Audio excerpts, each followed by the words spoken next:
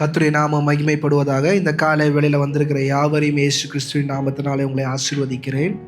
இன்றைக்கும் கூட நாம் பார்க்க இருக்கிற தலைப்பு, சிலுவை காலங்களிலே உங்கள் தரத்தை இழந்து விடாதீர்கள். சிலுவை காலங்களிலே உங்கள் தரத்தை இழந்து விடாதீர்கள். இந்த காலை வேளையில் நான் பேச கொள்கிற ஒரு காரியம் என்னவென்றால், நமக்கென்று ஒரு தரம் இருக்கிறது. ரட்சிக்கப்பட்ட பிள்ளைகளுக்கு தரம் இருக்கிறது.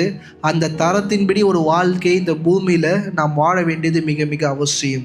சிலுவை காலங்கள் என்பது கர்த்தருக்கு மாத்திரமல்ல, ரட்சிக்கப்பட்ட இந்த சபைக்குள் அமர்ந்திருக்கிற நாம் ஒவ்வொருவருக்கும் எது உண்டுனா சிலுவையினது உண்டு. ஏன்னா இயேசு கிறிஸ்து தெளிவாக சொல்கிறாரு, என்ன நீ பின்படுத்தணும்னா என்னோட சிலுவை சுமந்து கொண்டு என்ன பண்ண என் பின்னாடி வரணும். அப்போ அவர் எதை மீன் பண்ணுறாருனா, இந்த உலகத்தில் இந்த மாமிசமான போராட்டங்கள் மத்தியில் நீங்கள் எப்படி இருக்கணும், தேவனுக்கென்று ஒரு தரமான ஒரு வாழ்க்கையை வாழ வேண்டியது மிக மிக அவசியம். ஏன்னா இந்த லூக்காவின் புஸ்தகம் 23வது அதிகாரம் 34வது வசனம்.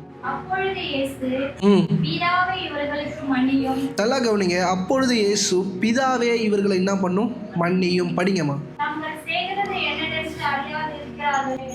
தாங்கள் செய்கிறது இன்னதென்று அறியாமல் இருக்கிறார்கள் என்றார்.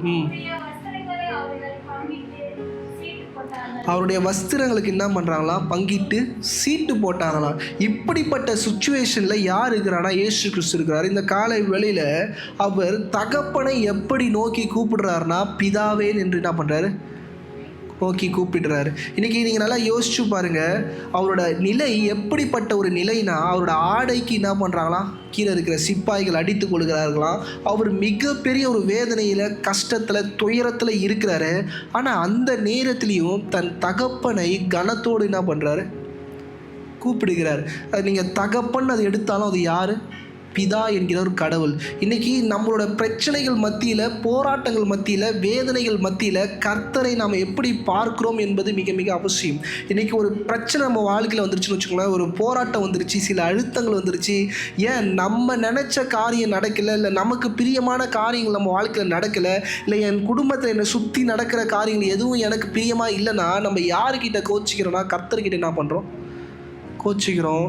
ஆனால் அவர் ஒரு ராஜாவுடைய மகனாக இருந்து தன்னுடைய ஸ்தானத்தை இழந்து இந்த பூமிக்குள்ளே வரும்போது, நீங்கள் யோசிச்சு பாருங்கள், உங்கள் அப்பா ஒரு ராஜா, அந்த ராஜ்யத்துக்குள்ளே நீங்கள் பிரவேசிச்சிங்கன்னா நீங்கள் என்னெல்லாம் எதிர்பார்ப்பீங்க, நான் கேட்டதெல்லாம் கிடைக்கணும், நான் நினச்சதெல்லாம் பண்ணணும், நான் தான் எல்லோரும் இழுத்து போட்டு என்ன பண்ணுவேன், அடிப்பேன், என் மேலே யாரும் என்ன பண்ண முடியாது, கை வைக்க முடியாது. எங்கள் அப்பா யார், ராஜா. ஆனால் பாருங்கள், ஒரு ராஜாவோட தெய்வத்தோட பிள்ளை இந்த பூமிக்குள்ளே வந்து எதை அனுபவிக்கிறாரு, மிக கடுமையான பாதைகளை என்ன பண்ணுறாரு, அனுமதிக்கிறாரு.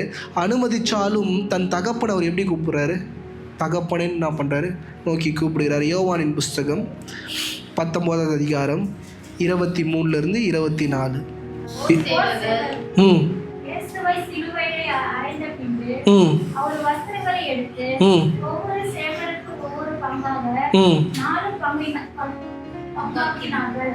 அங்கியும் எடுத்தார்கள்.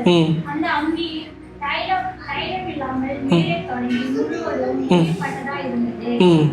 அவர்கள் அதை நாம் பிரியாமல் யாருக்கு வருமோ என்று இதை குறித்து சீட்டு போடுவோம் என்று ஒருவர் பேசிக் கொண்டார்கள். வஸ்திரங்களை தங்களுக்கு பங்கிட்டு முறையில் சீட்டு போட்டார்கள் என்கிற வேத வாக்கியம் நிறைவேறத்தக்கதாக போர்ச்சவர்கள் இப்படி செய்தார்கள். நல்லா கவனிங்க. அவர் சிலுவையில் பல வேதனைகளோடு இருக்கும்போது கூட அவரோட ட்ரெஸ்ஸை உருவறதுக்கு என்ன பண்ணுறாங்களா, நீங்கள் நிறைய நேரம் பாருங்கள், நம்ம குடும்பத்தில் நம்ம கடைசி அந்த குண்டுமணி தங்கத்தை கூட என்ன பண்ணுவாங்க, நம்மக்கிட்டேருந்து உருவ ட்ரை பண்ணுவாங்க. அதுக்காக நம்மக்கிட்ட வந்து அவங்க நிற்கிற விதங்கள், நம்மக்கிட்ட பேசுகிற விதங்கள்லாம் எப்படி இருக்கும், ரொம்ப தேன் போல் இருக்கும். ஆனால் அவன் வந்தது எதுக்கு, நம்மக்கிட்ட இருக்கிறத உருவறதுக்கு. இப்படிப்பட்ட ஒரு சூழ்நிலையில், இவ்வளோ பெரிய வேதனையில் கர்த்தர் இருக்கும் போதும் தெய்வத்தை அவர் அழகாக என்ன பண்ணுறாரு, அப்பான்னு கூப்பிடுறாரு. அவர் அந்த அப்பான்ற பதத்தை ஏன் பயன்படுத்துகிறாருனா, இன்றைக்கி சபையில் அமர்ந்திருக்கிற நாமும் ஆண்டவரை நோக்கி கூப்பிடும்போது எப்படி கூப்பிடணும், அப்பான்னு சொல்லி என்ன பண்ணணும், கூப்பிடணும். ஏன்னா அவர் ஜெபம் பண்ணும் போது அவர் சொல்லித்தர, பரமண்டகத்தில் இருக்கிற எங்கள் நல்ல பிதாவே. நம்ம நிறையா வார்த்தைகள் என்ன பண்ணுவோம், போட்டுப்போம். ஆனால் ஒரே ஒரு வார்த்தை தான், அப்பா. என்னது, அப்பா. ஆண்டவரை நோக்கி நீங்கள் கூப்பிடும் போது யூஸ் பண்ண வேண்டிய பதம் என்னது, அப்பா. ஏசாயா 53:2-4 நீங்கள் பார்த்தீங்கன்னா அவர் எவ்வளோ வேதனைப்பட்டார்னு உங்களுக்கு தெரியும். ஏசாயா 53:2-4.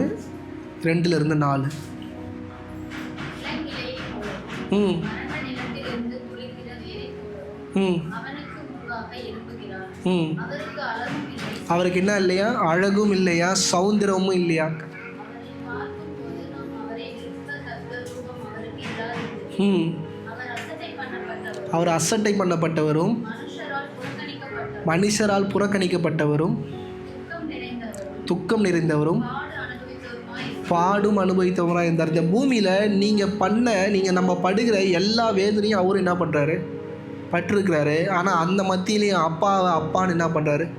கூப்பிடுகிறாரு. ஆனால் நம்ம யோசிச்சு பாருங்க, கடவுளே இல்லை பாஸ்டர், சும்மா பாஸ்டர், என்னது சும்மா, கடவுள்னு ஒன்று கிடையவே கிடையாது, பணம் தான் என்னது, இப்படி அநேகர் நான் பேசுகிறது நான் என்ன பண்ணுறேன் கேட்குறேன். ஏன் இவங்க இதை பேசுகிறாங்கன்னா, நம்ம நினச்சது நம்ம ஜெபிச்சது என்ன பண்ணல, நடக்கலை. ஆனால் தேவன் ஜெபிச்ச ஒரு ஜெபமும் பூமியில் என்ன ஆகலை, வீணாய் போகலன் என்பதை நீங்கள் புரிந்து கொள்ள வேண்டும். இன்றைக்கி நான் சொல்லுவேன், பாஸ்டர் உங்களுக்கு என்ன தெரியும் பாஸ்டர், என் கஷ்டம் என் வேதனை என்ன பாஸ்டர் உங்களுக்கு தெரியும், பேசும்போது ஈஸியாக இருக்கும் பாஸ்டர், அந்த பிரச்சனைக்குள்ளே கடந்து போனால் தான் என்ன பண்ணும் உங்களுக்கு தெரியும் பாஸ்டர்னுவீங்க. ஒரு சின்ன ஒரு வீடியோ போடுறேன், இயேசு கிறிஸ்து எந்த அளவுக்கு இந்த பூமியில் நமக்காக இங்கே அமர்ந்திருக்கிற உங்கள் ஒருவருக்காய் அவர் பட்ட வேதனையை நீங்கள் என்ன பண்ணணும் புரிந்து கொள்ள வேண்டியது மிக மிக அவசியம். ஏன்னா எல்லோரும் என்ன நினைக்கிறாங்க, ஜஸ்ட் ஏதோ சிலுவையில் அடித்தாங்க, அவர் என்ன பண்ணிட்டாங்க, எல்லாத்தையும் பண்ணிட்டாங்கன்னு. ஆனால் அந்த இடத்துல நின்று நீங்கள் ஒரு மனிதனாய் சக மனிதனாய் இயேசு கிறிஸ்துவை பார்த்தீங்கன்னா நம்மளால் அதை தாங்கிக்கவே என்ன பண்ண முடியாது.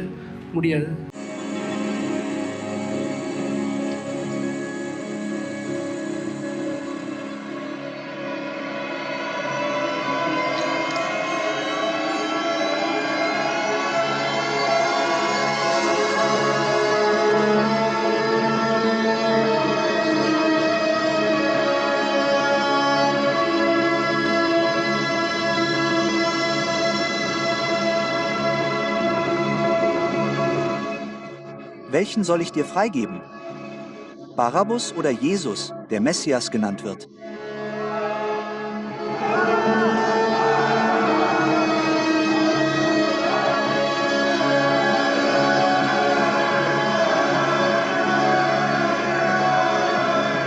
Vermehrt euch.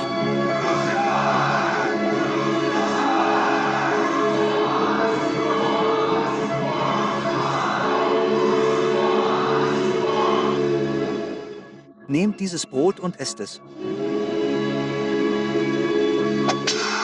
Das ist mein Leib, der für euch gegeben wird.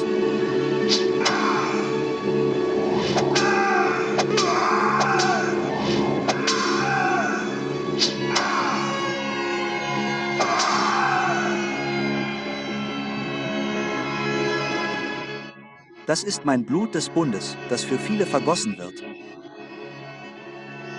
Zur Vergebung der Sünden.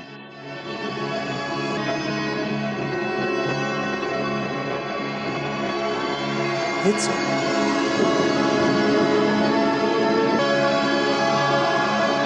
Hitze.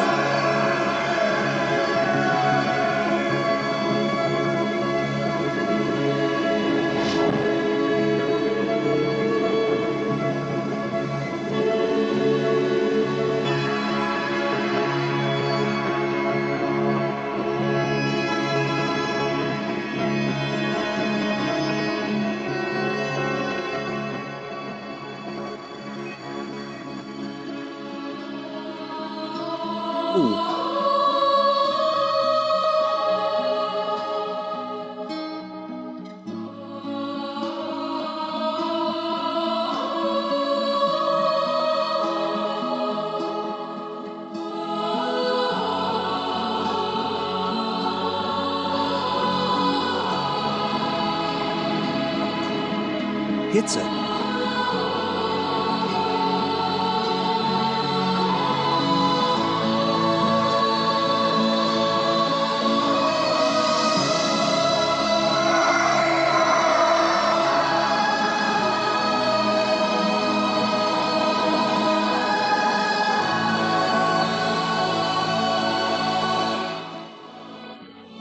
Vater, vergib ihnen, denn sie wissen nicht, was sie tun.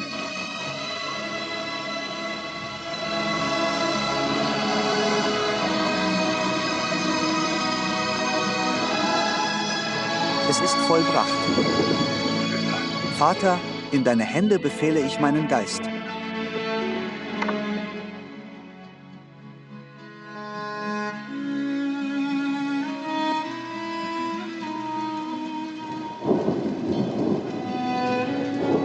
Hitze.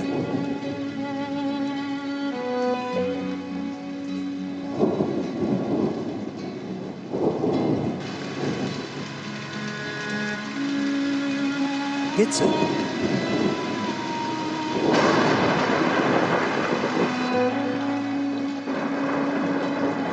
Sicherlich.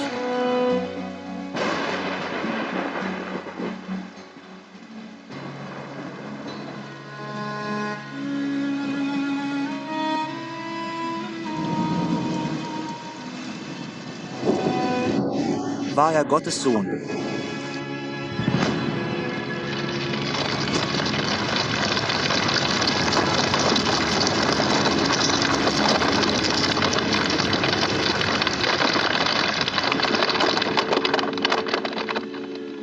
ஏன் இந்த வீடியோ போட்டோன்னா, அநேக நேரம் வார்த்தையில் சொன்னாலும் அவர் பட்ட வேதனை நம்மளால் என்ன பண்ண முடியாது, விபரிக்க முடியாது. இந்த வீடியோவும் பத்தாது, அவர் பட்ட வேதனையை விபரிக்க இந்த வீடியோவும் பத்தாது. ஆனால் நீங்கள் நினைக்கலாம், இந்த சூழ்நிலையில் தான் சொல்கிறாரு, பிதாவே என்கிற கூப்பிடுகிற அனுபவத்துக்குள்ளே என்ன பண்ணுறாரு இருக்கா. இவ்வளோ சுச்சுவேஷன்ஸ், இவ்வளோ அவமானம், எல்லாது மத்தியிலையும் தகப்பனை தகப்பன் என்று கூப்பிடுகிற உன்னதமான ஸ்தானத்தில் இருக்கிறாரு. நீங்கள் நினைக்கலாம், பாஸ்டர் இதை அவர் பிரியமாக தான் என்ன பண்ணார், செஞ்சார், இவர் வாலண்டரியாக இவர் செஞ்ச விஷயத்துக்கு இவர் இப்படி தான் என்ன பண்ணணும், அனுபவிக்கணும் நம்ம நினைப்போம். ஆனால் லூக்காவின் புஸ்தகம் 22வது அதிகாரம் 42வது வசனம். பிதாவே, உமக்கு சித்தமானால் இந்த பாத்திரம் என்னை விட்டு நீங்கும்படி செய்யும். ஆயினும் என்னுடைய சித்தத்தின்படி அல்ல, என்னுடைய சித்தத்தின்படி அல்ல. இந்த நீங்கள் வேதத்தை நீங்கள் படிக்கும் போது, இந்த பூமியில் இருந்த இயேசு கிறிஸ்து தகப்பனுடைய சித்தத்தை செய்ய வந்திருந்தாலும், ஆனால் அவரோட சித்தம் வேற ஏதோ சிலுவைக்கு போகிறதா நம்மளால் அதை என்ன பண்ண முடியாது, சொல்ல முடியாது. ஆனால் அவருடைய சித்தத்தின்படி வேணான்றார். அப்போ அவருடைய சித்தம் எப்படி இருக்குன்னா, சிலுவைக்கு முரண்பாடாக தான் என்ன பண்ணும் இருக்கும். ஆனால் இப்படிப்பட்ட அழுத்தமான சுச்சுவேஷனில் அவர் போகும்போது அவர் என்ன சொல்கிறாரு, தகப்பனை தகப்பன் என்று கூப்பிடுகிற இடத்துல என்ன பண்ணுறாரு இருக்கிறாரு. நான் ஏன் இந்த காலை வெளியில் சொல்கிறேன்னா, பிரச்சனைகள் உண்டு, பாடுகள் உண்டு, சிலுவைகள் நம்ம வாழ்க்கையில் உண்டு. ஆனால் தகப்பனை தகப்பன் என்று கூப்பிடுகிற அனுபவத்தில் என்ன பண்ணுங்க, இருங்க. அவர் எப்பயுமே நம்மளுடைய தகப்பன்னா, தெய்வத்தை தெய்வமாய் பார்க்க என்ன பண்ணுங்க, கற்றுக்கொள்ளுங்க. ஏன்னா ரோமரின் புஸ்தகம் 8வது அதிகாரம் 15வது வசனம்.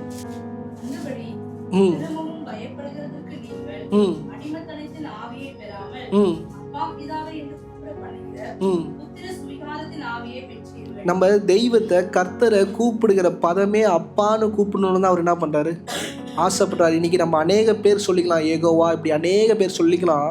ஆனால் அவர் நம்மளை அப்பான்னு கூப்பிட்டு ஜெபம் பண்ணணுன்னு அவர் என்ன பண்ணுறாரு, விரும்புகிறார். அவரோட நம்ம பேசும்போது அப்பா என்கிற இந்த சிறிய பதத்தை தான் என்ன பண்ணுறாரு, பயன்படுத்த விரும்புகிறாரு. கலாத்தியர் 4வது அதிகாரம் 6வது வசனம். மேலும் நீங்கள் புத்திரராய் இருக்கிறபடியினால் அப்பா பிதாவே என்று கூப்பிடத்தக்கதாக தேவன் தமது குமாரனுடைய ஆவியை உங்கள் இருதயங்களில் அனுப்பினார். நல்லா கவனிங்க, இயேசு கிறிஸ்துடைய ஆவி நம்மளுடைய இருதயத்தில் இருக்குன்னா நம்ம அவரை எப்படி கூப்பிடுவோம், அப்பான்னு கூப்பிடுவோம்.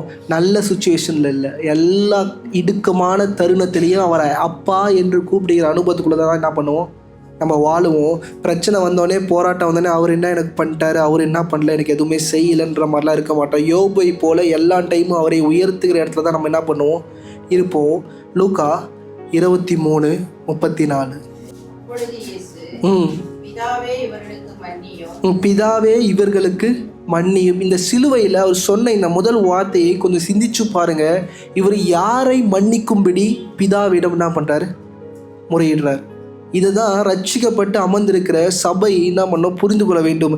அநேக நேரம் இது மறைக்கப்பட்ட ரகசியமாக இருக்கிறது. என்ன பாச, ஒரு சின்ன ரகசியம் தான், ஒரு பெரிய ரகசியம்லாம். அநேக நேரம் எல்லாரும் சொல்லும் போது என்ன சொல்கிறாங்க, பாவிகளுக்காக என்ன பண்ணார் அவர், பிதாவே இவர்களை மன்னியும். ஆனால் அந்த வசனம் தெளிவாக சொல்லுது, பிதாவே இவர்களை மன்னியும், தங்கள் செய்கிறது. அவங்க யாரும் என்ன பண்ணுறாங்க, ஏதோ செய்கிறவங்கள தான் அவர் என்ன பண்ண சொல்கிறாரு, மன்னிக்க சொல்கிறார். அப்போ யார் செஞ்சா பாஸ்டர்? இன்றைக்கி இயேசு கிறிஸ்து சிலுவையில் இருப்பதற்கான காரணம் யார் பாஸ்டர் நீங்கள் கேட்டால், அநேக நேரம் பார்க்கும்போது இந்த ரோமன் எம்பியர்ஸ், ரோமன் சோல்ஜரும் ராஜாக்களும் தான் என்ன பண்ணுறாங்க, அவரை சிலுவையில் போடுறாங்க. ஏன்னா சிலுவையில் போடுற கலாச்சாரம் பார்த்தீங்கன்னா யூதர்கள் அல்ல, ரோமர் எம்பையர்ஸோடது. மத்தேயின் புஸ்தகம் 27வது அதிகாரம் 54வது வசனம்.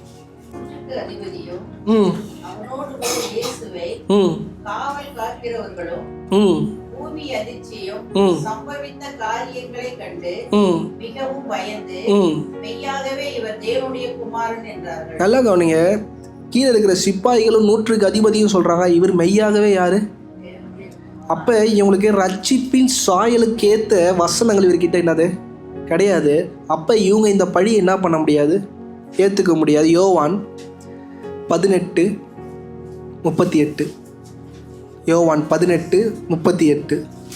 அதற்கு பிலாத்து, சத்தியமாவது என்ன என்றால், மறுபடியும் அவன் யூதர்களிடத்தில் வெளியே வந்து, நான் அவனிடத்தில் ஒரு குற்றமும் காணேன். நான் இயேசு கிறிஸ்து கிட்ட ஒரு குற்றத்தையும் என்ன பண்ணல, காணல. பிலாத்தே சொல்றாரு, அப்பா நீங்க தான் கூட்டு வந்து இவன் கெட்டவன்றீங்க, இவன் மோசமானவன்றீங்க, அயோக்கியன்றீங்க, ஆனா இவங்கிட்ட ஒரு குற்றத்தையும் நான் என்ன பண்ணல, பார்க்கல. அதுலேயே 19:6, 19வது அதிகாரம் 6வது வசனம்.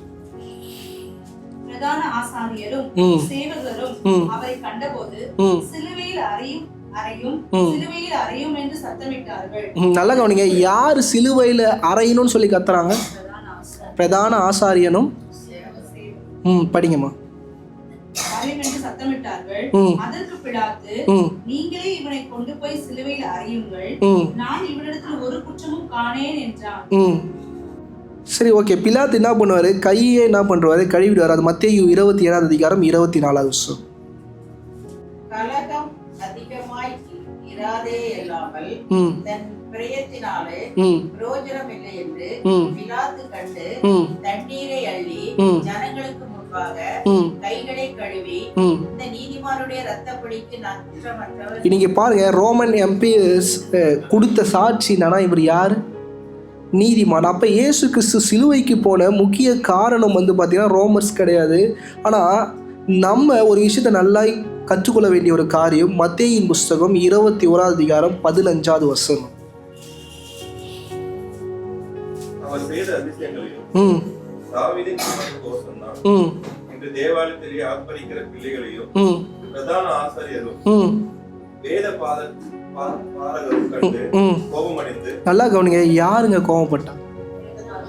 இயேசு கிறிஸ்து சிலுவையில் இருக்கிறதுக்கான காரணம் பிரதான ஆசாரியனும் வேதத்தை போதிக்கிறவர்களுக்கு தான். என்னது, இன்னைக்கு அநேக நேரம் சிலுவையில் யார் இயேசு கிறிஸ்து அடிச்சான்னா நாம் தான் அடிக்கிறோம். இன்னைக்கு 2026 இருந்தாலும் இயேசு கிறிஸ்து அநேக நேரம் திருப்பி சிலுவையில் அடிக்கிறது யார் தெரியுமா? ரட்சிக்கப்பட்டவங்க தான், தேவன் யாரு தெரிஞ்சவங்க தான், வேதத்தை போஷிக்கிறவங்க தான். என்ன சார், வேதத்தை போதிக்கிறவங்க தான் என்ன பண்ணுறாங்க, இடிக்கிறாங்க. தேவனை என்ன பண்ணுறாங்க, சிலுவையில் இது பண்ணுறாங்க. நீங்கள் நல்லா கவனிங்க, இதை நீங்கள் படிக்கும்போது வேதபாரர்கள் ஏதோ வந்து ஐ ப்ரீஸ்ட் இப்படிலாம் நீங்கள் பார்த்தீங்கன்னா இவங்களாம் யாருன்னா லேவி. யார்? லேவி. 12 கோத்திரத்தில் ஒரு கோத்திரம். என்னாகமம் 3வது அதிகாரம் 12வது வசனம்.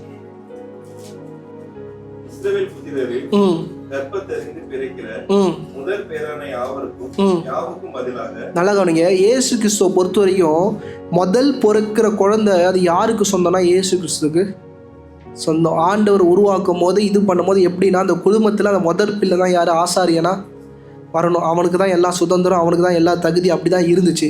ஆனால் இந்த இடம் லைட்டாக மாறுது. படிங்கம்மா.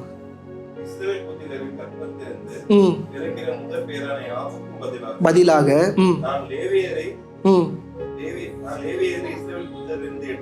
நல்லா கவனிங்க, லேவியை நான் என்ன பண்ணேன், எனக்காக எடுத்துக்கொண்டேன். அவன் எனக்காக என்ன பண்ணுவான், யாவையும் செய்வான். அவனுக்கு எந்த சுதந்திரமும் கிடையாது.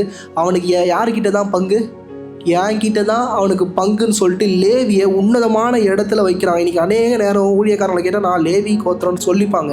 ஆனால் யார் சிலுவையில் அடித்தது?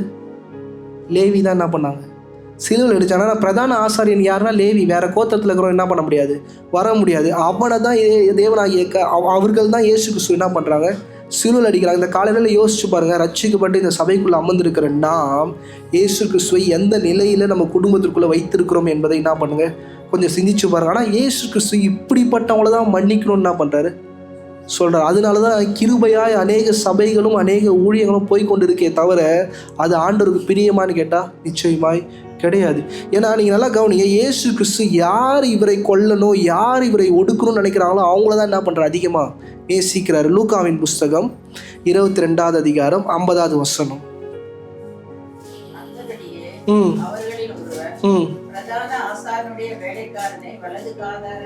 நல்லா கவனிங்க, பேதுரு ஒரு கத்தி எடுத்து என்ன பண்ணிட்டான், பிரதான ஆசாரியனுடைய வேலைக்காரனோட காதை என்ன பண்ணிட்டான், வெட்டிட்டான். படிங்கம்மா.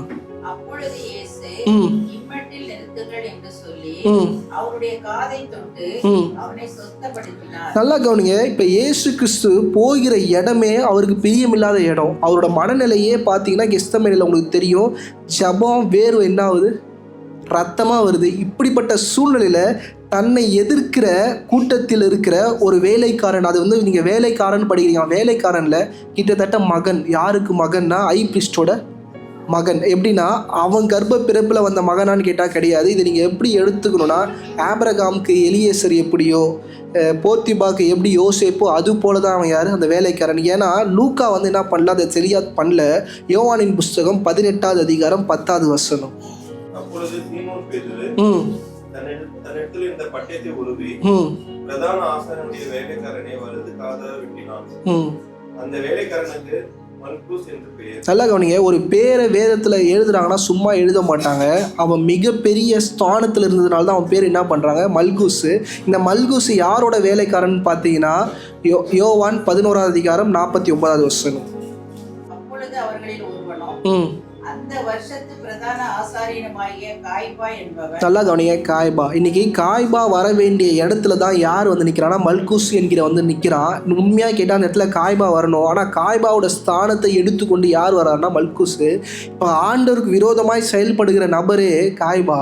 காய்பாய்க்கு பிள்ளையாக இருக்கிற இந்த மல்குஸ் என்கிற முன்னாடி வரான். அவனோட காதை பேதுரு என்ன பண்ணிட்டான், வெட்டிட்டான். கொஞ்சம் நீ வேதனையை அனுபவின்னு சொல்லிட்டு அவர் பாட்டு என்ன பண்ணலாம், அவர் போகிறதே ஜெயிலுக்கு போகிறார், விட்டுட்டு போயிருக்கலாம். ஆனால் அவனுடைய காதை தொட்டு என்ன பண்ணுறாரு இயேசு கிறிஸ்து, சுகம் தராரு. நீங்கள் மல்குஸாக இருந்தால் நீங்கள் எப்படி இருக்கும் இருதயம்? இப்போ மல்குஸ் வந்து பிள்ளை, அப்பா வந்து பார்த்தீங்கன்னா இயேசு கிறிஸ்துவை வெறுக்கிறாரு, இயேசு கிறிஸ்துவ இழிவாக பேசுகிறாரு. இப்போ பிள்ளையோட எப்படி இருதயம் இருக்கும்? அப்பாக்காக நான் போய் அவனை அடித்து இழுத்துக்கிட்டு வரேன், நாய்க்கு இப்படி அநேக வார்த்தையை இயேசு கிறிஸ்துவை பற்றி அவன் பேசியிருப்பான். நான் அந்த நாயை அடித்து நான் இழுத்துன்னு வரேன்ப்பா, நீ என்ன பண்ணு, அரண்மனையில் இரு, நான் போயிட்டு வரேன், ரோமன் என் பேர் சொல்ல நான் என்ன பண்ணுறேன் போகிறேன். இவன் அந்த நிலையோடு போகிறான். அந்த கூட்டத்தில் முதல் ஆளாக நிற்கிறான். பேதுரு என்ன பண்ணிட்டான், எடுத்து காதை வெட்டிட்டான். பேதுரு காதை வெட்டினதுக்கான காரணமும் ஏன்னா, ஊனம் உள்ளவைகள் எதுவும் பிரதான ஆசிரியன் கிட்ட போகக்கூடாது. பேதுரு மாதிரி அறிவாளி யாருமே கிடையாது. அவனுக்கு பேருக்கு தான் படிக்காது. அவன் கரெக்டாக என்ன பண்ணிட்டான், செஞ்சுட்டான். பேதுரு செஞ்சுட்டு நினைக்கிறான் ஏசு கிறிஸ்து சந்தோஷப்படுவானா. ஏசு கிறிஸ்து சொல்கிறாரு, கத்தி எடுத்தவன் கத்தியால் என்ன பண்ணுவான், சாவா. கத்தி என்ன பண்ணு, உரையில் போடு. இப்போ நல்லா கவனிங்க. ராத்திரி வேலை, வெளிச்சமே கிடையாது, காது எங்கே போய் ஊந்துச்சுன்னு யாருக்குமே தெரியாது. ஏசு கிறிஸ்து அவன் காதில் கை வைக்கிறாரு, புது காது என்ன பண்ணுது, வருது. இப்போ நீங்கள் தான் அந்த மல்குஸ், உங்களோட இருதயம் எப்படி இருக்கும் யோசிச்சு பாருங்கள். அப்பா இவரை பற்றி தப்பாக சொன்னார், அப்பா இவரை பற்றி கேவலமாக சொன்னார்.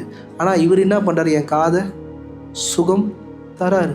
இன்றைக்கி நல்லா பாருங்கள், எல்லாம் பிடிச்சிக்கிட்டு அவனை ராஜா கிட்ட இட்டுன்னு போகும்போது, பிரதான ஆசாரியோட அரண்மனையோட சிறைச்சாலை கிட்டுன்னு போகும்போது மல்குஸும் பின்னாடியே போயிருப்பான். யோசிச்சு பாருங்கள், காதில் கை வச்சுக்கிட்டு என்ன பண்ணியிருப்பான், போயிருப்பான். அவங்க அப்பா பார்த்து கேட்பார், காய்பா கேட்டிருப்பார், என்னடா ஒரே ரத்தம், யார் ரத்தம், இயேசுவோட ரத்தமா, சரி கழுவிட்டு என்ன பண்ணு, வீட்டுக்குள்ளே வான்னு சொல்லுவார். ஆனால் இவனுக்கு மட்டும்தான் தெரியும், என் காதை வெட்டின காதை என்ன பண்ணியிருக்கிறாரு, அவர் திரும்ப கொடுத்துருக்கிறார். சிலுவையில் தூக்கி நிற்கும் போது எல்லாரும் அடின்னு அடிக்கும் போது இவனோட இருதயம் மட்டும் எப்படி இருக்கும் யோசிச்சு பாருங்க. இவர் தெய்வம், இவரால் பண்ண முடியாத காரியம் ஒன்றுமே இல்லை. ஆனால் ஏன் இவர் இவ்வளோ அடிபடுறார், ஏன் இவர் என்ன பண்ணுறாரு, இவ்வளோ வேதனைப்படுறாரு? அவர் யோசிச்சிருப்பாரா? கண்டிப்பாக யோசிச்சிருப்பாரு. அவரோட இருதயம் ரட்சிக்கப்படுவதற்கான காரணமே அந்த காதை தேவனாகிய கர்த்தர் சுகமாக்குனதுனால இல்லை, அவர் பட்ட பாடுகள். அற்புதத்தினால அவனுக்கு விடுதலை கிடைக்கல. நான் சொல்கிறது நல்லா புரிஞ்சுக்கோங்க. அநேக நேரம் சபைகளும் கிறிஸ்துவ கூட்டமும் அற்புதத்தை எதிர்பார்க்குது. ஆனால் இந்த மல்குஸ் என்கிறவனுக்கு காது சுகமானதுனால அற்புதம் கிடைக்கல. என் காதை சுகமாக்குனவர் ஏன் இவ்வளோ அடி வாங்குறாரு, என் காதை சுகமாக்குனவர் ஏன் இவ்வளோ இழிவாக என்ன பண்ணுறாரு, ஏன் அவரை காரி துப்புறாங்க, ஒரு வார்த்தை கூட சொல்ல மாட்டார். இவர் இப்படிப்பட்டவராக இருக்கிறாரு.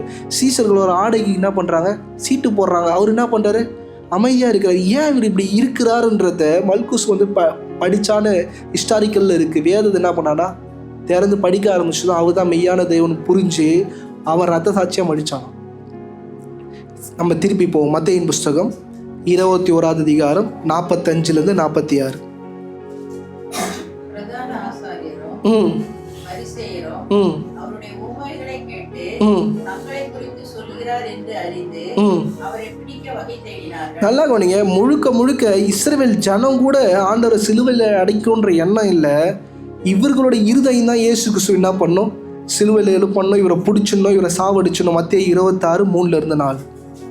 அப்பொழுது பிரதான ஆசாரியரும் வேதபாரகரும் ஜனத்தின் மூப்பரும் காய்பா எனப்பட்ட பிரதான ஆசாரியனுடைய அரண்மனையிலே கூடி வந்து இயேசுவை தந்திரமாய் பிடித்து கொலை செய்யும்படி ஆலோசனை பண்ணினார். நல்லா கவனிங்க, லேவிய தேவனாகிய கர்த்தர் எதற்காக தெரிந்து கொண்டாரு? ஆனா இவங்க எந்த இடத்துல இருக்கிறாங்க? ராஜ அரண்மனையில் என்ன பண்றாங்களா இருக்கிறானுங்க.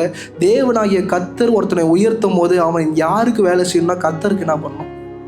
லேவியர்களும் சரி, அங்கே இப்போ சொல்ல போனால் இப்போ இருக்கிற டிரான்ஸ்லேஷனில் நான் சொன்னால் ஊழியக்காரன் என்ன பண்ணுறாங்களாம், உட்காந்து இயேசு கிறிஸ்துவை எப்படி கொலை பண்ணணும்னு என்ன பண்ணுறாங்களாம், பிளான் போடுறாங்களாம். 26:14-16.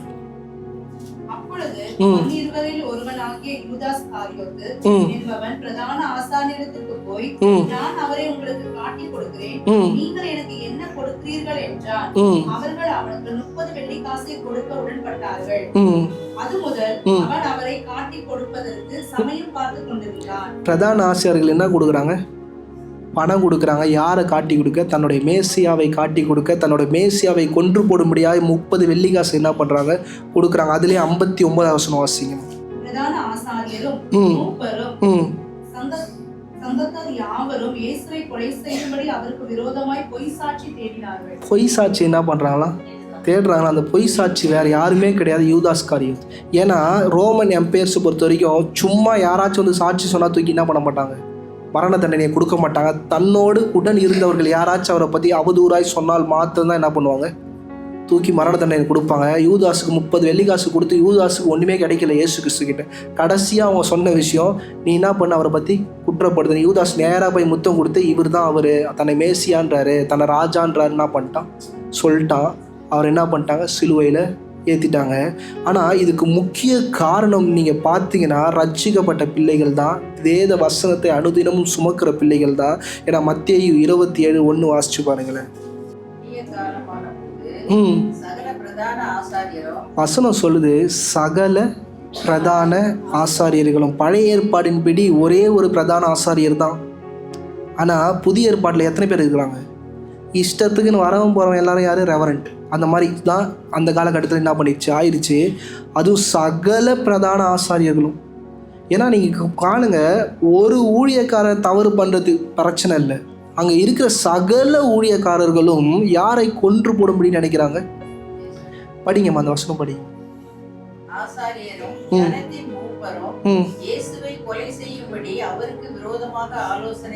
நல்லா கவனிங்க, மொத்த ஆசாரியனையும் தேவனாகிய கர்த்தர் இந்த பூமியில உண்டு பண்ணது தன்னுடைய நாமத்தை போற்றும்படியாக, தன்னுடைய சத்திய வசனத்தை பிள்ளைகளுக்கு போதிக்கும்படியாக வச்சா, இவங்க மொத்த பேரும் கூடி யாரை கொலை பண்ண யோசிக்கிறாங்க?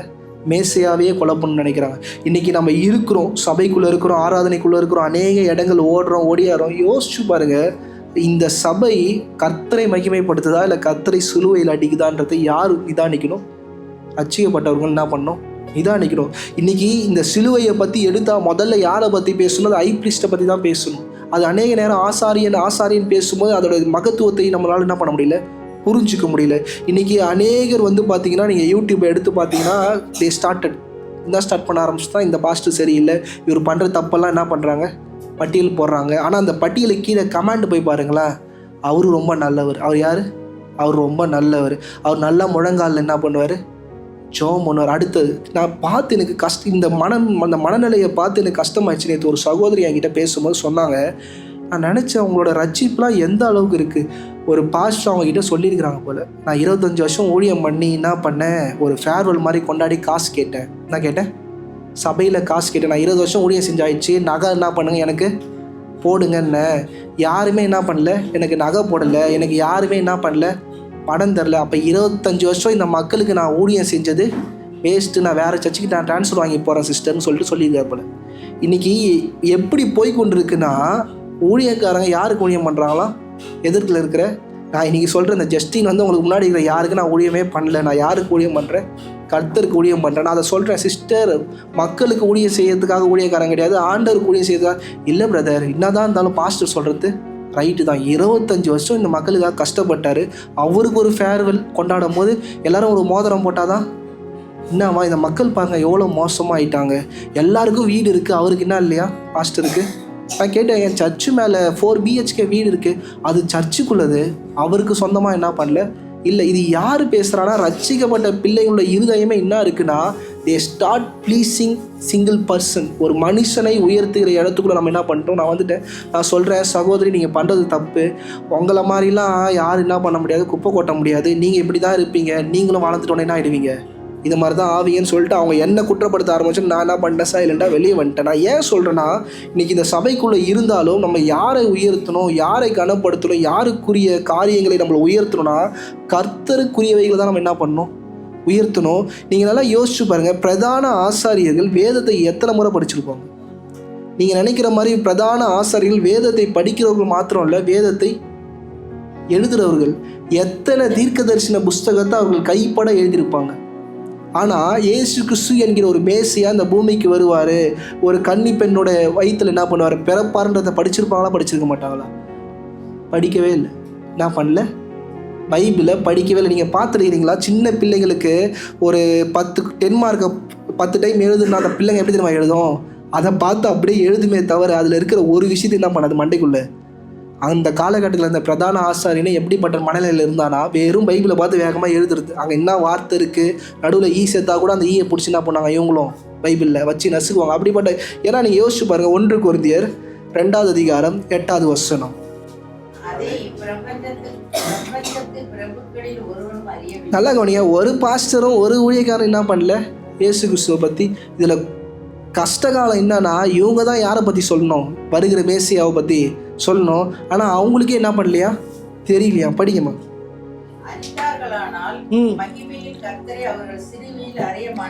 நல்லா கவனிங்க, அறிஞ்சிருந்தாங்கன்னா சிலுவையில் யார் அடிச்சிருக்க மாட்டாங்க, இயேசு கிறிஸ்து அடிச்சிருக்க மாட்டாங்க. இன்றைக்கி சுச்சுவேஷனே வேறு மாதிரி ஆகிருக்கும். இன்றைக்கி அப்போஸ்தலர் 3வது அதிகாரம் 17லேருந்து 18.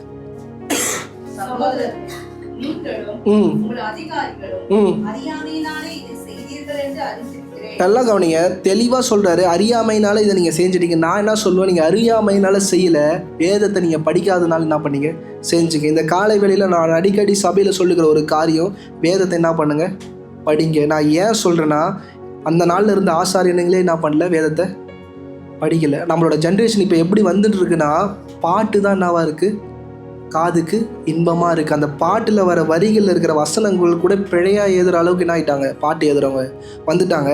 அந்த பாட்டு முடித்தோடனே ஒரு வசனம் போட்டு அந்த வசனம் சொல்லுகிற வசனமும் பிழையாகவே சொல்கிறாங்க. மக்கள் என்ன பண்ணுறாங்க, ஆம் அல்லேலூயான்ற இடத்துக்குள்ளே வந்துட்டாங்க. நீங்கள் வேதத்தை திறந்து படிக்கலைன்னா நீங்கள் யாரை சிலுவையில் அடிச்சிருவீங்க? உங்கள் குடும்பத்தில் நீங்கள் வேதத்தை திறந்து படிக்கலைன்னா உங்கள் குடும்பத்தின் நடுவில் யாரை சிலுவையில் அடிச்சிருவீங்க? இயேசு கிறிஸ்துவ என்ன பண்ணுவீங்க, சிலுவையில் அடிச்சிருவீங்க. ஆனால் நீங்கள் உங்களோட செய்கை எல்லாமே பார்த்தா கரெக்டாக இருக்கிறது போல் தெரியும். நல்லா கவனிங்க, ஐ ப்ரீஸ்ட்டுன்றவங்க அவங்க பண்ணது எல்லாமே அவங்கள பொறுத்த தெரியும் ரைட்டு. ஏன் ரைட்டுனா, பைபிளை திறந்து என்ன பண்ணல, படிக்கவே இல்லை. நீங்கள் நல்லா கவனிங்க, முழு நேரமும் வேதத்தை படிக்கும்படியாக உண்டு பண்ணின நபர்களே வேதத்தை படிக்கலைன்னா நம்ம ஏமாத்துறோம். யோசிச்சு பாருங்கள். நான் இன்றைக்கி சொல்கிறேன், இந்த கால வேளையில் நான் வேதத்தை ஒரு வாரத்தில் ஒரு வாட்டி கூட நான் திருப்பாமல் இருப்பேன்னா, ஒரு வாரத்தில் 7 நாளில் நான் ஒரு நாள் கூட நான் வேதத்தை திருப்பாமல் இருந்தால், நான் நிச்சயமாக சொல்கிறேன், நித்திய ஜீவனுக்கு நேரம் நம்ம போகவே முடியாது. கண்டிப்பாக சொல்கிறேன், இருக்கிற ஃப்ராங்காக நான் சொல்கிறேன். பாஸ்டர், இன்றைக்கி நான் இந்த நிலையில் நான் இங்கே இருக்கிறேன்னா, இந்த காலை வேளையில் நான் அஷூரன்ஸ் போட்டு நான் கையெழுத்து போட்டு தரேன், நிச்சயமாக உங்களால் பரலோகம் என்ன பண்ண முடியாது, போக முடியாது. ஜஸ்டினோட பிரசங்கத்தெல்லாம் வச்சு ஒரு படிக்கட்டை கூட தாண்ட முடியாது. என்ன பண்ண முடியாது, பரலோகத்தோட ஒரு படிக்கட்டை கூட என்ன பண்ண முடியாது, தாண்ட முடியாது. வேதத்தை நாம் திறந்து படிக்க வேண்டியது அவசியம். ஏன்னா 1 தீமோத்தேயு 1 அதிகாரம் 13வது வசனம்.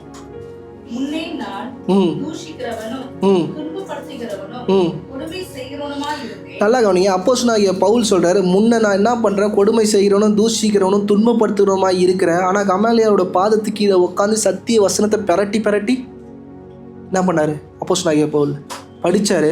ஆனால் அவர் என்ன பண்ணுகிறாரு, அப்போ அவருக்கு முன்னாடி இருந்த லீடர் என்ன சொல்லி கொடுத்தாருன்னா, அவருக்கு என்ன தெரிஞ்சதோ, அவருக்கு என்ன ஃபேவரோ அதை தான் என்ன பண்ணியிருக்காரு அப்போஸ்தலனாகிய பவுலுக்கு சொல்லி கொடுத்துட்டாரு. இவரும் படித்து முடிச்சுட்டு கிட்டத்தட்ட ஜஸ்டின் பிரகாஷ் மாதிரி பைபிள் காலேஜ் போயிட்டு படித்து முடிச்சுட்டு எனக்கு எல்லாமே தெரியுன்ற மைண்ட் செட்டில் தான் வந்து, அவனை அடி, அவனை அவனா ஏசு கிறிஸ்துன்றான். இப்படி தான் என்ன பண்ணார் அப்போஸ்தலனாகிய பவுல் சொல்லியிருந்தார். ஆனால் அந்த ஏசு கிறிஸ்துவோட அந்த என்கவுண்டர், அந்த ஏசு கிறிஸ்துவை தரிசித்த பிறகு அவரோட வார்த்தைகள் மாறுது. படிங்கம்மா.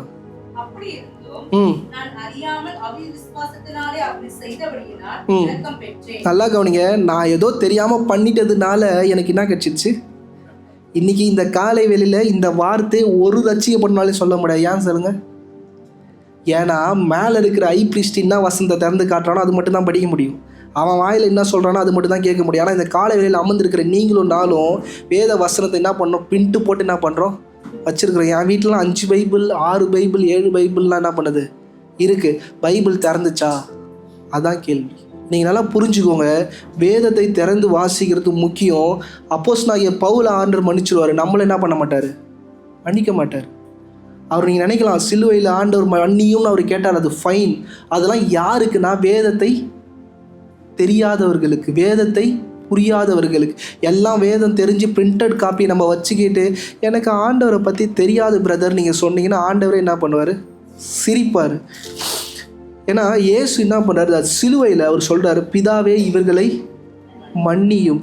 ஏன் மன்னிக்கணும்? இந்த காலை வேளையில் நான் உங்களுக்கு சொல்கிறேன், உங்கள் குடும்பத்துக்குள்ளே நடக்கிற சில காரியங்களில் மன்னிப்பை என்ன பண்ணுங்க? கொடுக்க பழகிக்கொள்ளுங்க. கணவன் மனைவி உறவுக்குள்ளே மன்னிக்க என்ன பண்ணுங்கள்? கற்றுக்கொள்ளுங்க. தகப்பன் தாய் பிள்ளைகள் பேர பிள்ளைகள் இப்படி இந்த உறவுல மன்னிக்க என்ன பண்ணுங்கள்? கற்றுக்கொள்ளுங்க. நல்லா கவனிங்க, சிலுவையில் தேவனாகிய கர்த்தர் என்ன சொல்கிறார்? பிதாவே இவர்களை மன்னியும். இந்த மன்னியும் என்று இயேசு கிறிஸ்து கேட்கும் போது பிதா இவருக்கு என்ன பண்ணுறாரு? மிகப்பெரிய ஒரு மன்னிப்பை இயேசு கிறிஸ்துவே கொடுக்குறாரு. என்ன பாஸ்டர் சொல்கிறீங்க? எஸ். ஏன்னா இந்த உலகத்தில் இருக்கிற மொத்த பாவத்தையும் யார் தலையில் போய் உட்காருது? இயேசு கிறிஸ்து மேலே உட்காருது. ஆனால் இயேசு கிறிஸ்து எப்படி அவருக்கு சில பாவங்களை அவர் மன்னிக்கும்படி பிதாவுக்கிட்ட கேட்குறாரோ, பிதா இவருக்கு உண்டான பாவத்தை அவர் என்ன பண்ணுறாரு? மன்னிக்கிறார். சிலுவையில் நேச்சர் மட்டும் அங்கே போய் மாறி இருந்துச்சுன்னு வச்சுக்கோங்களேன், அந்த சிலுவையில் அவர் சொன்ன முதல் நேச்சர் மட்டும் மாறி இருந்துச்சுன்னு வச்சுக்கோங்களேன், எல்லாமே மாறிட்டு இருக்கும். அவர் சிலுவை பரியந்த முறை பிதாவை வெளிப்படுத்துகிற ஒரு மகனாய் தான் என்ன பண்ணார்? இருந்தார். ஏன்னா மத்தேயின் புஸ்தகம் 18ஆம் அதிகாரம் எடுக்க தேவையில்ல, அதில் ஒரு காரியம் நீங்கள் பார்க்கலாம். ஒருத்தன் 10,000 தாளந்து என்ன பண்ணியிருப்பான்? கடன் வாங்கியிருப்பான். அவனுடைய எச்சமான் என்ன பண்ணுவார்? அதை என்ன பண்ணுறாரு? டிக்ளேர் பண்ணுறாரு, எனக்கு வேணாம் நீ போன்னு. ஆனால் அவன் அங்கேருந்து போய் 100 தாளந்து அவன் வேறத்தவனுக்கு கடன் கொடுத்துருப்பான். அவனை பிடிச்சி அடித்து என்ன பண்ணுவான்? மாட்டுவான். அப்போ மேலே இருக்கிற எஜமான் சொல்லுவார், ஏண்டா நான் உனக்கு 16,000 தாளந்த மன்னிச்சிருக்கிறேன், நீ என்ன பண்ண மாட்டேற? 100 தாளந்த மன்னிக்க மாட்டேற. இன்னைக்கு இயேசு கிறிஸ்து அந்த மன்னிப்பின் நிமித்தம் பரிபூர்ணத்தை என்ன பண்ணார்? பெற்றுக்கொண்டார். இந்த குடும்பத்துக்குள்ளே தகப்பன் தாய் பிள்ளைகளுக்குள்ளே இருக்கிற குறைகள் என்ன பண்ணுங்க? மன்னிக்க கற்றுக்கோங்க. இப்போ இருக்கிற பிள்ளைகள் தகப்பன் தாய் என்ன பண்ணுறதில்ல? மன்னிக்கிறதே இல்லை. தகப்பன் தாய் பிள்ளைகள் என்ன பண்ணுறதில்ல? மன்னிக்கிறதே இல்லை. இன்றைக்கி அநேக நேரம் பாருங்கள், எல்லா தவறும் பண்ணிவிட்டு மன்னிப்பு. இப்போ நாளே எங்கள் அம்மாவை ஒரு வாட்டி ஏன் நான் அவனு சொல்கிறேன்னா, மன்னிப்பு கேட்குறது அவ்வளோ ஈஸி கிடையாது. மன்னிப்புனால எதுவும் பெருசாக மாறிடாது. முதல்ல நல்லா புரிஞ்சுக்கும். நான் ஒரு 10th படிக்கும்போது நான் சொல்லக்கூடாத ஒரு வார்த்தையை என் தாயை பார்த்து நான் சொல்லிட்டேன். எங்கள் அம்மா லிட்டரலாக அழுதுட்டாங்க. ஏன்னா அந்த வார்த்தை அவங்க வாழ்க்கைக்கு கொஞ்சம் என்ன பண்ணியிருக்கு? முரண்பாடுபட்டு இருக்குது.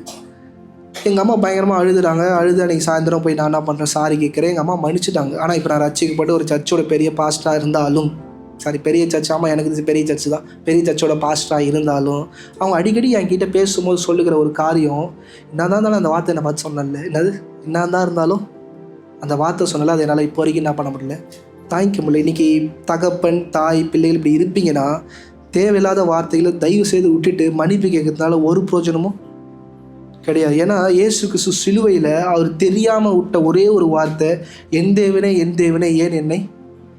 இதுதான் அவரோட வலியின் மிகுதியில் அவர் சொன்ன வார்த்தை. அந்த இடத்துல நம்மளாக இருந்தால் வேற ஒரு வார்த்தை போட்டு ஆண்டவர் என்ன பண்ணியிருப்போம்? கூப்பிட்டுருப்போம். அவர் தேவன் கூப்பிடுகிறதே இயேசு கிறிஸ்து தப்பாக ஃபீல் பண்ணுறாரு. ஏன்னா நீங்கள் ஸ்டார்டிங்லேயும் பாருங்கள் பிதாவே என்னுவார், முடிக்கும் போதும் பாருங்கள் பிதாவே என் ஆவியை உங்களுடைய கரத்தில் என்ன பண்ணுறேன்?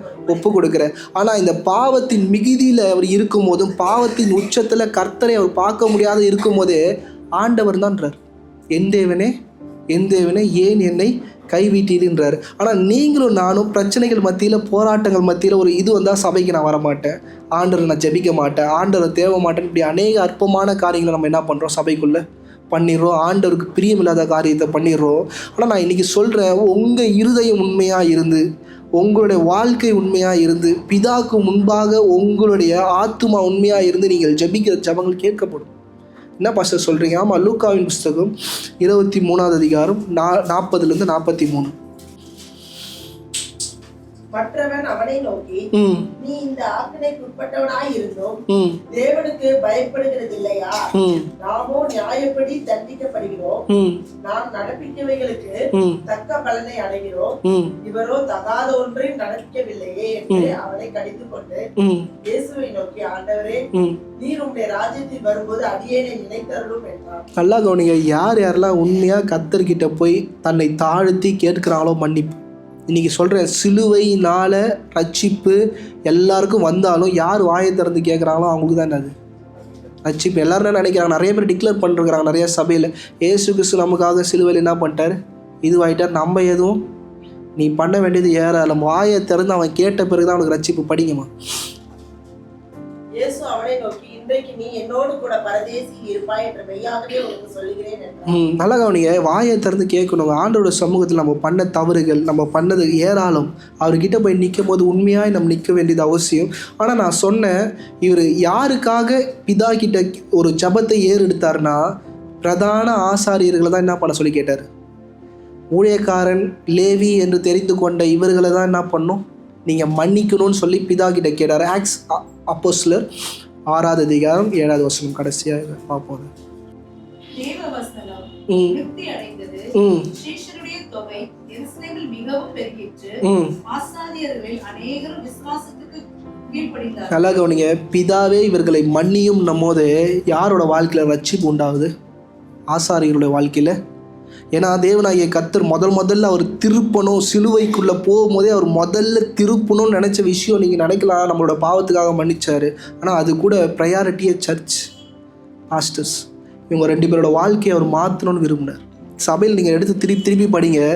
என்ன பண்ணார், சிலுவையில் தொங்குனார். சிலுவையில் தொங்கி அதை கரெக்டாக அந்த மணி வரும்போது சிறைச்சலை என்ன பண்ணுது, ஏன் இதெல்லாம் பண்ணார் யோசிச்சு பாருங்க. அவர் சொல்கிறாரு, கரப்ஷன் எங்கே இருக்குன்னா சபைக்குள்ளேயும் என் வசனத்தை போதிக்கிறவங்கிட்ட தான் இருக்குது. இவங்க தான் என் பிள்ளைகளை என்ன பண்ணிடுறாங்க, பழி தப்ப பண்ணிடுறாங்க. இன்றைக்கி நான் ஏன் சொல்கிறேன், ஆண்டவர் தெளிவாக ரட்சிக்கப்பட்ட பிள்ளைகளுக்கிட்ட டிக்ளேர் பண்ணுறாரு, இந்த 2 இடம் கரப்ஷனாக இருக்குது, நீங்கள் வேதத்தை திறந்து என்ன பண்ணுங்கள் படிங்கன்னா அவர் கேட்குறாரு. அதுதான் நம்மளால் என்ன பண்ண முடியல. எபேசியர் 2வது அதிகாரம் 19-22. எபேசியர் 2வது அதிகாரம் 19 நல்லா கவனிங்க. இதுக்கப்புறம் நீங்கள் அந்நியர் பரதேசி என்ன பண்ணாதீங்க, சொல்லாதீங்க. படிங்கம்மா.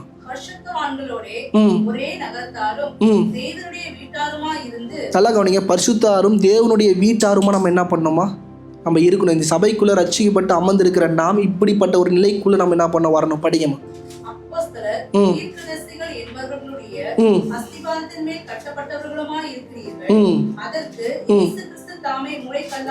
நல்லா கவனிங்க, உங்களுக்கு ஒருத்தவங்க அஸ்திபாரம் போடுறாங்கல்ல, அவங்க வந்து யாரு, அப்போஸ்தலர்களும் தீர்க்கதரிசிகளும். அவங்களுக்கு பேஸ்மெண்ட்டாக இருக்கிற கல் யாராக இருக்கணும், இயேசு கிறிஸ்துவாக இருக்கணும். படிங்கம்மா. நல்லா கவனிங்க, நம்ம எப்படி இசைக்கணும்னா எந்த கல் அடித்தளமாக இருக்கிற அந்த கல் இயேசு கிறிஸ்துவாக இருக்கோ அங்கே தான் போய் என்ன பண்ணணும், நம்மள இசைக்கணும். படிங்கம்மா.